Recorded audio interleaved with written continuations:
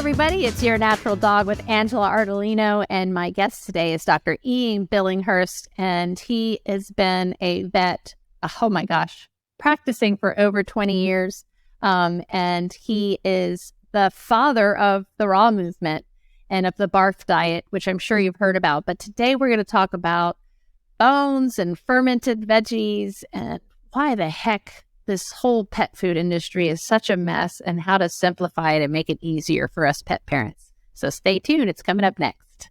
So this is Bruce. Bruce is a 12-year-old pug, and he has had a lot of issues over his life, but for the past several years, he's had a really weird hacking, coughing issue that no one has been able to get under control. It's nothing infectious, it's just kind of a result of his little flat-faced breed and the respiratory issues they usually deal with. And I have finally found something that worked. It's called Breathe by Mycodog. It's a mushroom extract, and it has been incredible how quickly I saw results. Literally overnight, I saw a difference in the hacking and coughing, especially during the night he was doing it. So the Breathe tincture has really made a huge difference for him, not only with his breathing, but just overall supporting his immune system, since he has 2 other dogs in our household. They go to daycare every day and bring home various germs and respiratory bugs themselves, and he has been totally healthy and clear of any issues since being on this tincture. So we're just super grateful that finally something is out there for these flat-faced breeds to breathe better and live a happier life.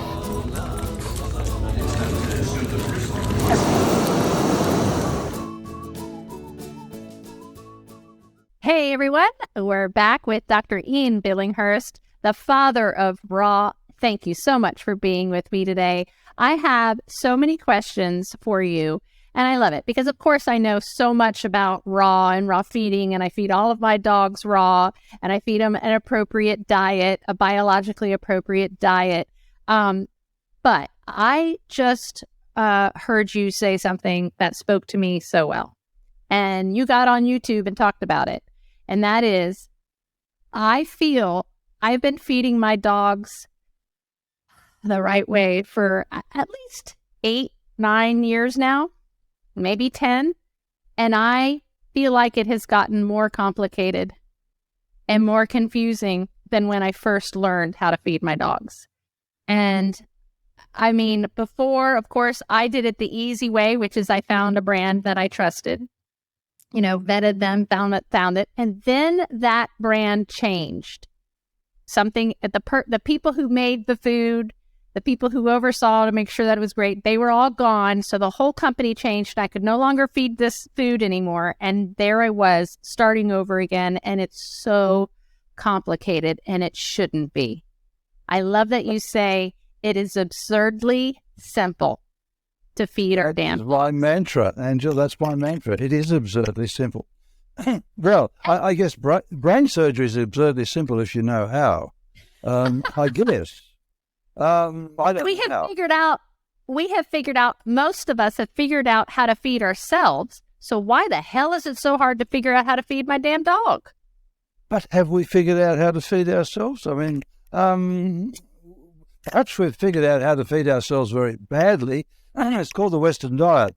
And we've mimicked that with our dog today, and it's called processed pet food, which is also the canine equivalent and feline equivalent, of course, of the human Western diet. But feeding according to evolutionary principles is absurdly simple. What you have to remember is you are feeding food, which contains nutrients, I know, but you are not feeding nutrients. Well, you are feeding nutrients, but that's not where your concentration is. Your concentration is on the foods that these animals should be eating, not on trying to provide very specific nutrients as advocated by AFCO or FEDIAF or NRC or some guru on the internet. My job has always been to take myself out of the equation so that I make the person who is feeding their dog the expert, because you are the expert. You don't. And we appreciate this. And I appreciate you teaching us this. And you're right. I'm not sure exactly what I should eat, but I know what I'm not supposed to eat. And I know what makes me sick, and I know what processed foods are and GMOs and all of that, so I know better. But you have to learn that with your dog also, because just like you said, it's mimicking what we're doing to our diet. They're making it just as convenient and awful for our dogs. They sure are. And I've seen this right from the word go. When I was a young man, I knew nothing about anything, as young people don't, but thought I knew it all, as young people do.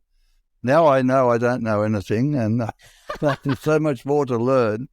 But what I do know is that if we follow some very simple rules, well, not rules, principles, not rules. Rules are made for people who don't understand anything. This is a game of understanding. It's a game of following principles. So way back then, I went out, and please forgive me, I was only 22 and a child of my generation, and I had a gun and I shot rabbits. I was trying to shoot kangaroos, but I missed this rather large target. For some reason, the rabbits were very close. We fed these to ourselves. We didn't have a lot of money back then. I was a young man, newly married, not earning a lot of money, and we fed the rabbits. We went to the butchers, bought butcher's scraps. We were raising kids at the time, and God help those poor kids. Anyway, that's another story. Youthful people grazing kids, the only people who should do it. They've got the energy, but all without any sort of guidebook. But anyway, we were shooting rabbits, we were feeding butcher's scraps, we were feeding the leftovers from the kids' food, and our animals were absurdly healthy. They didn't have any problems. And now today, we have a totally different story. People who want to feed raw are told they have to follow these terrible rules of how much calcium and phosphorus balance there should be, and there's all these 80-10-10 things. And, it's all wrong. It's all wrong because it's so much simple. And it's all based on nutrients. So you've got to have this nutrient and that nutrient and so much. And we don't even do that for our food. We don't even do that for us. We don't. Of course we don't. And we don't do it for our kids either. Right. I've seen some kids raised pretty badly, or children. Right. What the politically correct term is these days, but maybe we're getting too old to know what's politically correct and what's not. But anyway, we don't raise our children that way. We don't raise ourselves that way, and yet for our dogs, we say, I've got to have a spreadsheet, I've got to have a computer program, I've got to know exactly what nutrient is in every meal. Every meal has to be complete and balanced. I know, it's crazy. It's crazy. It is crazy. And on top of that is that I love that I'm talking to you at this point of my journey, because I even went through, I understood a biologically appropriate meal for my dogs that was raw, and it had everything that it needed to it. Then I started listening to someone telling me I had to put probiotics or prebiotics on top of the food, and this was the reason, which I did, and then ended up giving all my dogs leaky gut and giving them too much of everything. And that comes back to your argument, which is the food, let food be thy medicine, that everything that you need, if you're feeding a biologically appropriate diet, everything they need is in that diet, and you don't have to supplement until, of course, they become maybe senior or geriatric and may need extra support, right? Well, it's a matter of understanding, but it's got to be food. It's got to be food. And it's got to be food that's appropriate for the species. So you don't feed giraffe food to a dog or leopard food. Well, actually, you don't even feed leopard food to a dog. You feed what dogs are designed by evolution to eat. And the question is, what are they designed by evolution to eat? And I take, when I'm teaching this, people through the evolution of the dog in terms of their nutrition. We go back about 200 million years, and we look at 5 stages that dogs have gone through. This first one is a pre-mankind stage, and that's from about 200 million years ago right up until around about 4 to 5, well, maybe somewhere between 100,000 maybe and 200,000, maybe 300,000 years ago, when dogs, or the ancestors of our dogs, started following the wolves around. And the wolves started actually it's more the other way. The wolves started following them around, and together they would deal or scavenge off each other's hunting exploits. And so we had a group of wolves that started to become more closely associated with human beings. Then we had, following that, and without going into details now, following that we had what I call the living on the dump era. And this is when humans had just stopped being hunter-gatherers and were now living a more settled and farming lifestyle. They would form a lot of waste. And outside each community was a huge mound of waste. And it attracted rodents, and there were bones, and there were scraps of vegetables and all sorts of things, offal. And it was all putrefying and rotting and decaying. And the wolves becoming dogs now, the same group that had followed them, were now starting to live and breed there. And it all went from there. And the point that there's a few other, and that's called what I call the domestication or living on the dump era. Then there's the breed development era, and then finally the modern pet food era. And the modern pet food era has been so short that it has no influence on the dog's genome, except for very minor things. And I'll come back to that if we remember. But the very minor things are things like more amylase produced by their pancreas. And everybody says that's really to feed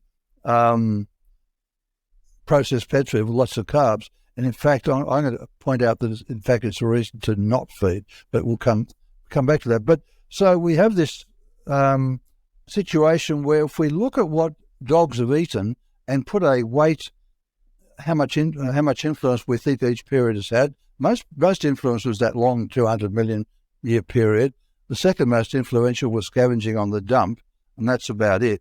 So what do we find from that? We find our dog's a hunter, a carnivore, a scavenger, an opportunist, to some degree a vegetarian. And so really what we have is an omnivorous carnivore or a carnivorous omnivore. The scientific term is facultative carnivore, but who knows what that means? Goodness gracious. Anyway, but if you say he's an omnivorous carnivore or a carnivorous omnivore, so I have this thing called I should have a graphic up, but it's called the herbivore-carnivore continuum. One end we have cows, sheep, and goats, and cattle, and all that sort of thing, deer, if you like. On the other end is the cat. In the middle, right, pretty well bang in the middle, we have chooks. Oh, you call them chickens. Australian backyard, we have chooks. Anyway. I didn't know that. I didn't know you called them something different. Always do. But the modern Australian is now becoming very American, so they call them chickens. But I think a lot of still basic Australians they're racist. I have no idea. Call them chooks. Got anyway, in the centre we've got chickens or chooks, we've got pigs, and we've got humans. They're pretty well omnivores. Moving back towards the cattle and the sheep on this continuum, we have things like rodents, which sit between, and they're kind of granivores to some degree. And then if we move we're going from, I'm not sure which left to right, what's working on your screen, but we go from that side to this side. So cattle, rodents, pigs, humans, and chickens or chooks. Then we start up the other end, we've got the cat. Somewhere in the middle, we have the dog. Cats being the carnivore, the ultimate carnivore. The ultimate carnivore, the obligate carnivore. They have to be a carnivore to survive. Mind you, we feed them grain these days, but I wonder why they get sick. Right, exactly. Yes. Anyway, so somewhere in between we have the dog. Actually, the dog is closer to the human and the wolf is closer to the cat, but none of them are the same. The dog is more of a scavenger than the wolf, less of a hunter, more coprophagic. It means it eats more poo. Dogs love to eat poo. It's one of the first things I noticed very early in my veterinary career. People would ask me about that. It turned out that the ones that were eating the poo were the ones being fed lots of dry dog food. And I realised that the poo at the back end was more nutritious than the dog food that went in at the front end. It was the result of living bodies, bacteria. Those living bodies that created B vitamins and vitamin K, healthy fats, essential fatty acids, in fact, B vitamins, healthy proteins. Dear gods, how could this be? The poo is so there. You're saying that poop is better than kibble? Yep. Well, that would be a lot cheaper. But then I realised that, hey, nobody really wants to feed their dog poo. Mind you, if you live on a farm, they're always out there eating poo. Cattle, sheep, horses, pigs. Well, whatever. And they're deriving great benefit from that, including adding to their microbiome. If it's herbivore poo, there's lots of wonderful fibre in that. both soluble and insoluble. And all that stuff and some fermented vegetables. Indeed. Well, and indeed, and this was one of the things that when I first was devising the raw food and working out what we should feed, I realized that the fermenting vegetation in the gut of a herbivore was, particularly if it was things like tripe, which is absolutely stinky and was actually illegal in Australia to feed to your dog at the time, or Really? old of, yes, because of its likelihood of containing bacteria and other organisms and so on. The good stuff. The good stuff, yes, exactly. And so then I realized we had to feed other things like sauerkraut I tend to go to the dairy, actually. And people say dogs shouldn't eat dairy. Well, I don't know a single wolf out there who obeys the dictate that when they pull down a ruminant calf, they must not ever eat the stomach contents that contains the milk from their mum. Gee, there are milk police for wolves out there. It's a worry. Right. Before you go into the fermented vegetables, and I was going to go into fermented vegetables. I would love to, because there's so much talk about whether they should have vegetables at all. What is the benefit of having fermented vegetables? I also want to talk about bones, because there's so much fear in giving your dog a bone, and I know you're the bone man, so we're going to talk about that, but we have to take a short break, so we'll come right back after this. Okay, very good.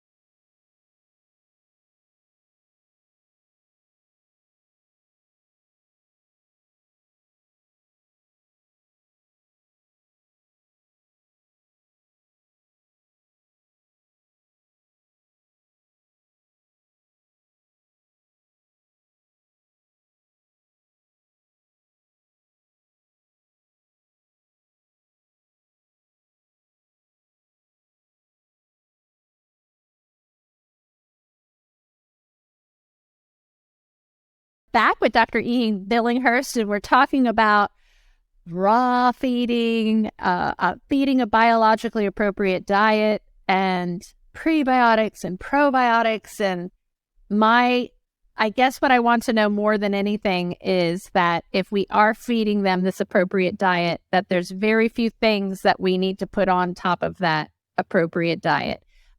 My favorite thing when I'm reading about you is how you're like, I took care of most issues with fixing the diet. Well, like you truly, food was thy medicine. Absolutely. This actually had astounded me, of course. I couldn't believe it. When you're first out as a vet, your whole thrust is diagnosis and treatment, and you just want to see disease, and more than anything. That's what you want to see. I trained first as an ag scientist, and our whole thrust was preventative medicine. I thought, boring. I'm not going to spend the rest of my life doing that. Right. A lot of things that... So I went to veterinary science, and of course we want to diagnose and treat everything. But then I realized, for a whole variety of reasons, that we should be feeding this raw food. And so I started watching it, and things that were sometimes untreatable, badly treated, or responded very poorly, or continually needed increased doses of medication, just quietly disappeared. Things like I hadn't even diagnosed, people would tell me about. They started to tell me, they hadn't been going to tell me they had this problem. I don't know why, but anyway. So all these things just started to disappear. Why? Well, it's very simple. Because the terrible disease, which I now call, it's politically correct to feed them processed dog food, right? Yep. I believe so. It is. PC stands for poisoned chalice. That's what we're feeding our dogs today, and that's what we're recommending. This is sad, isn't it? Yeah. This is an indictment on the veterinary profession. I've been very kind to the veterinary profession up until now and said, they forgive them, Father, for they know not what they do, because they were trained this way as youngsters. But they're intelligent adults. Exactly. Trained in biological science. They understand Darwinian evolution. And yet they continue to push a poison chalice. To me, it makes no sense. I don't understand how I've learned what I've learned in a 10-year period. I can't imagine practicing my first or second year as a vet. I'm not a vet, but if I were, and going, this isn't working and this doesn't make any sense. We're not supporting the immune system. We're not supporting the gut microbiome, which we all know about. So I can't imagine ignoring that. When a dog comes in with throwing up and has diarrhea, if you're going to a conventional vet, the only thing they know to do is to write a prescription. They don't even bother telling, or they send you to a science diet, which is not based on science. Their science, not real science. I just got told by somebody I called it crap and not based on science, and they told me I was wrong, and I had to bite my tongue because that's not my error. That's not where I'm an expertise in. But it is crazy. It's nuts how more complicated it's getting. I do want to talk about veggies because I'm seeing every company come out with veggie products or including veggies, or what else are they doing with them? Using them as toppers.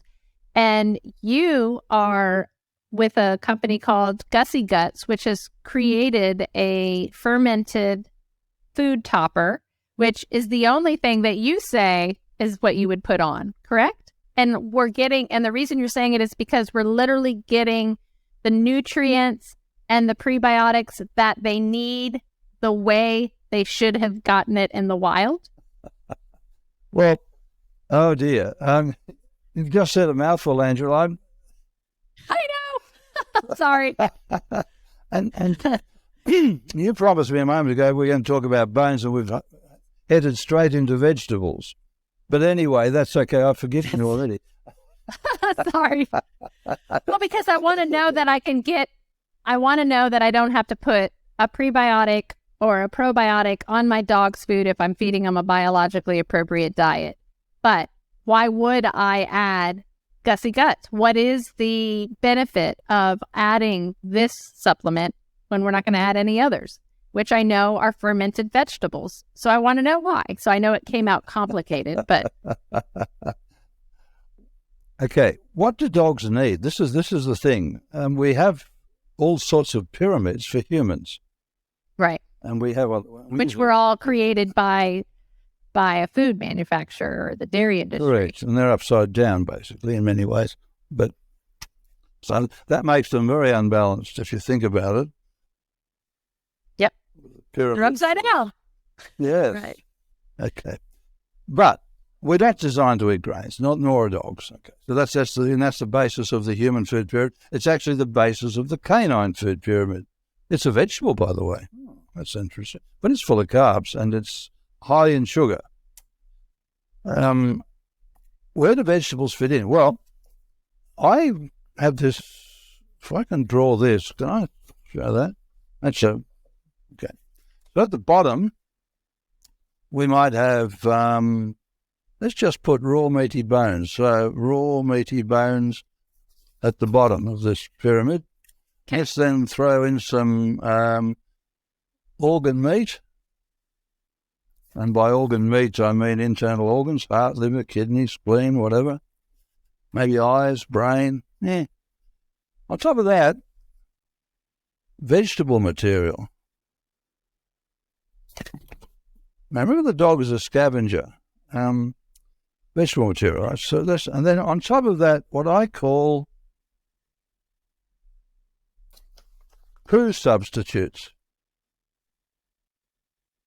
Okay. All those, that's just a shorthand term for, okay, we know that dogs drink out of toilet bowls. Yeah, unpleasant. They lick each other's genitals. They lick their own genitals, each other's mouths, each other's ears. They eat food out of garbage cans. And they eat poo. And they bury bones and dig them up. Now, all of these habits are fairly unhuman. I say fairly because we do know that the Eskimo, the Inuits, in their native land, under native conditions, would eat reindeer poo as a source of fibre and microbiota. They probably ate walrus and seal something or other as well. Who knows? Wow. Interesting. When I was in Japan, coming home one day, we went to a Korean barbecue and ate cow intestine. It was delicious, let me tell you, and all the poo had been cleaned out. I must say that. But, and I ate that because it has nothing really to do with what we're talking about. So getting back to poo substitutes. So I mentioned earlier that poo is a rich source of, actually I didn't say the words prebiotics and probiotics, but it is, because it's full of both living and dead bacteria. Actually, it's prebiotics, probiotics, and postbiotics, which are the things that the microbiome, the organisms of the microbiome, get rid of microbiota produce. And they produce this stuff from food. And it's also part, so if it's not living, but it can be enzymes, it can be all sorts of things. Vitamins are some examples, and all sorts of things we don't yet know about. So we have these poo substitutes, which are prebiotics, probiotics, postbiotics, and other stuff, such as protein, essential fatty acids, and so on. So, as I said, almost a complete food. This was something I thought, and I mentioned this earlier, was something we couldn't really duplicate. Nobody wants to feed poo to their dogs. It's when you go to kiss them, it's less than pleasant, and some people do a lot of that kissing stuff with their dogs, and that's fair enough.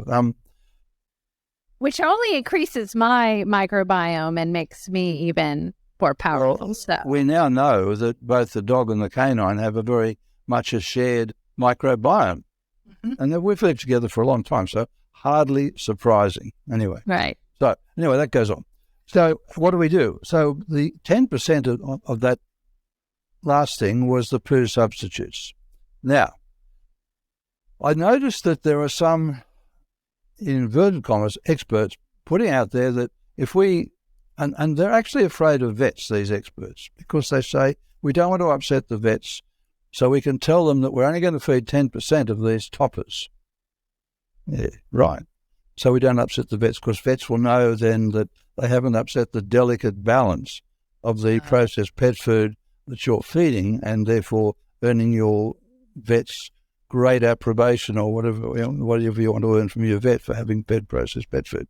So you can put toppers on, which will do your dog a lot of good. Well, unfortunately, if you say, for example, cut up chunks of carrot and whack it on your dog's food and he eats it, he may derive great satisfaction from the crunch of the carrots. You know, it seems to be, mouthfeel is a big thing in food. And there's no question about that.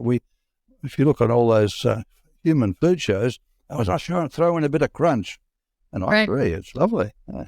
Anyway, but why is it so invaluable for our dog, apart from the satisfaction to the brain and the crunch? Well, because, and this is a legacy of having a degree in agricultural science, surrounding each plant cell is a cellulose cell wall, impenetrable by the dog's digestive system, and in large chunks impenetrable to the microbiome that lives in the dog's intestines. And this was illustrated to me very graphically by a man who bought a poo digester at great expense when he was one of those dog shows somewhere. And he put it in his backyard and put all the poo in it, and I was expecting this lovely stuff to come out. But it rapidly filled up with chunks of vegetables, because he was feeding grated vegetables to his dogs. And, of course, they were passing through all of his dogs straight through, and they were filling it up, and he was mortified. Then I pointed out to him, well, what you need to do is put the vegetables through a juicer. Now, when you do that, it's so simple. And the juice is best because you separate the pulp from the juice, and you can then add the pulp back in. That's a wonderful prebiotic. And the juice, of course, contains all the goodies, polyphenols, the enzymes, all the vitamins, the minerals, the proteins that were in that plant cell, and which make a whole cow, for example. Therefore, very rich in calcium and protein, all those things. It's interesting, isn't it? Anyway, they then become available for your dog. But there's more. The cellulose, the insoluble fibre, as it passes through the large bowel, is attacked by the microbiome, by the bacteria. And they break it down. And they produce short-chain fatty acids. And the short-chain fatty acids then feed the bowel wall. And the bowel wall grows thicker and more blood-filled. And then, because the bacteria are growing in numbers on these short-chain fatty acids, they need to make more protein. Where do they get it from? Well, they have a ready source. It's the bowel wall. That thickened bowel wall with lots of blood vessels is carrying nitrogenous wastes. So they pull the nitrogenous wastes out, things like we know, like BUN, blood urea nitrogen, all that stuff. They pull it out and they turn it into protein, bacterial protein, and other things. They have formed virtually a third kidney. And this is the basis, for example, of a lot of health in older dogs by feeding them vegetables, because you have created a third kidney in the large bowel. Only a third kidney, not in terms of electrolyte balancing or hormone production, which are other activities of the kidneys, but in terms of eliminating nitrogenous waste from the bloodstream. And of course, as dogs that are in severe kidney failure, they have to eat a very high level of these fibres, these good fibres, and have the right microbiome, which develops pretty well anyway. And you can add things like Gussy's Gut to help this, to ensure that gets broken down and that they are able to remove those nitrogenous waste. So this is kind of a very rough sketch of what's going on. So the wonderful thing, when Rob approached me and told me what he was doing, I said, look, this is absolutely wonderful. This is a wonderful product because it's based on vegetables. Now, he said, oh, well, it'll replace the vegetables. And I said, no, it won't. No. Sorry, Rob. Not going to do all that. Oh, he was mortified. No, he wasn't mortified. He just accepted it because he actually put me on as his advisor. I don't know whether that's a good move or a bad move, but let's say it's a good move because I think it is actually. And good. I'll tell you why. Because it's allowed me to get a voice out there.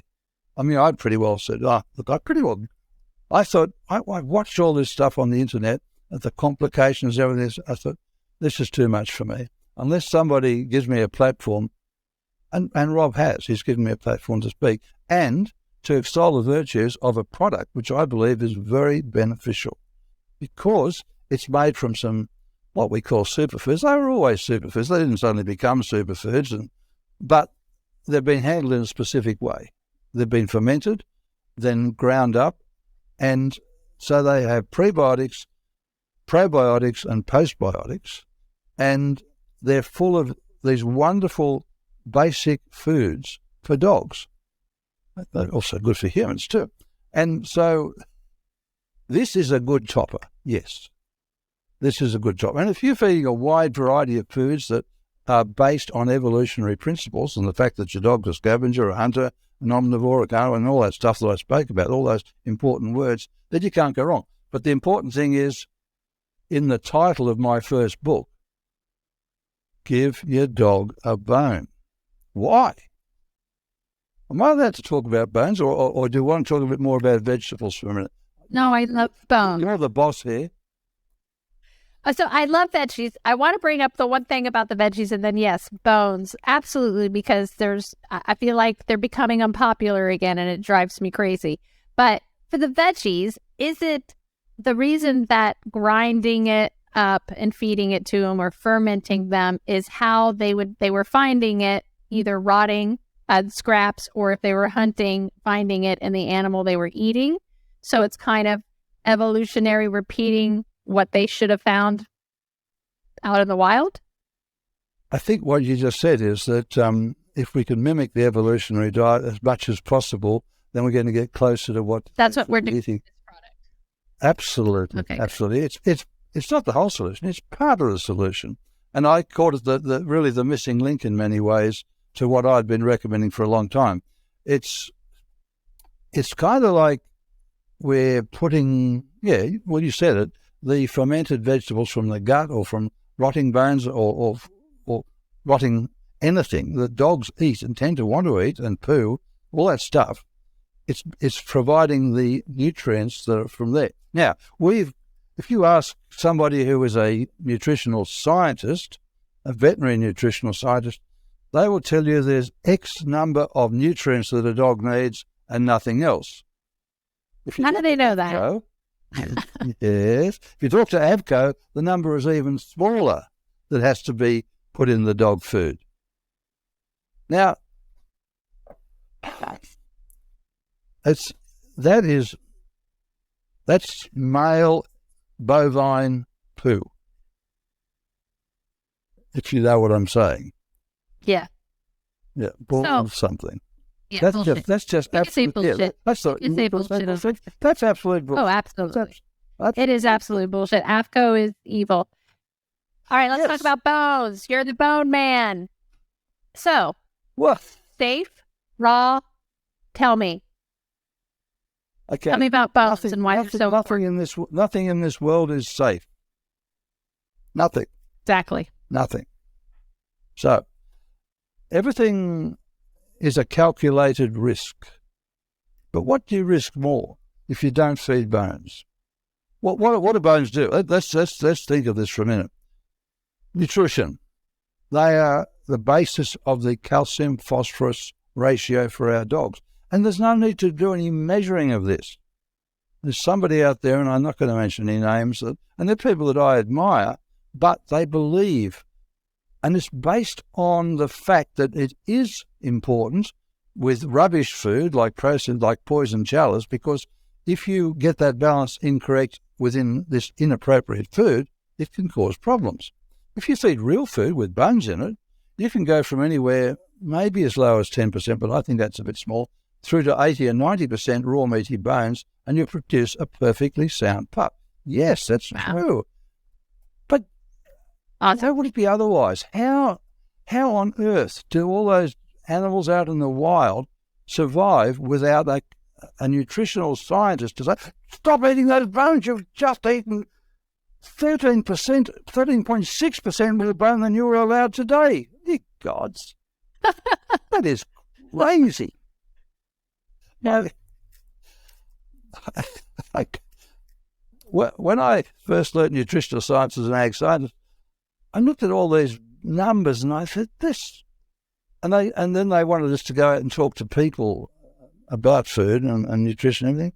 And in those terms, and I thought, and I knew I had to write a book about this because I had to stop talking about it. So I knew I had to write a book, so I'd stop talking about it.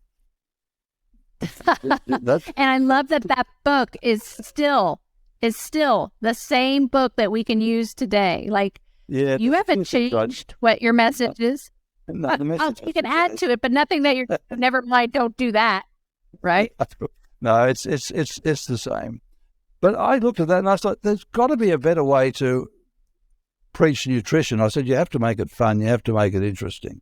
So somehow we did that with Give Your Dog a Bone. And it does need updating because I need to take into account mostly things like AVCO and the complication that's going on, and a bit of update on some of the way we look at supplements, particularly fatty acids, and which I did to a large degree in the BARF diet. But anyway, but basically the message is the same because things don't change. And another thing I point out to people is because we know something, everybody jumps on the latest bit of research, and then we skew off in that direction. I said, all that's done. Forget about the others. Well, we're already doing that. It's just shown scientifically that what we were doing was correct. That doesn't mean we need to change anything. We just need to feed that balanced whole food diet. And when I go I make my own dog food now. You know, I made dog food commercially for about 15 years, or we had a company make it under my direction, and it's still out there and it's doing brilliantly. We got rid of it basically so I could, I don't know, stop working so hard, I think. I hear you. It was a nasty cutthroat business, dog food business. Oh, unbelievably so. Every time I see a new brand, I'm like, why would you choose dog food? Well, I assume anyway. So I got out of that. I was about to say something. Okay. No, it's whatever I was starting to say. It's disappeared. Oh, well. No. Well, we're out of time anyway, so... Oh, really? You mentioned your book. Yep. I know we went over. He told me 25 minutes at 4:30. Oh, wait. I don't know. It tells me somewhere how long I've been talking to you, but that's okay. Tell our listeners where they can find you, where your website is, because I know we can get your books from your website also, correct?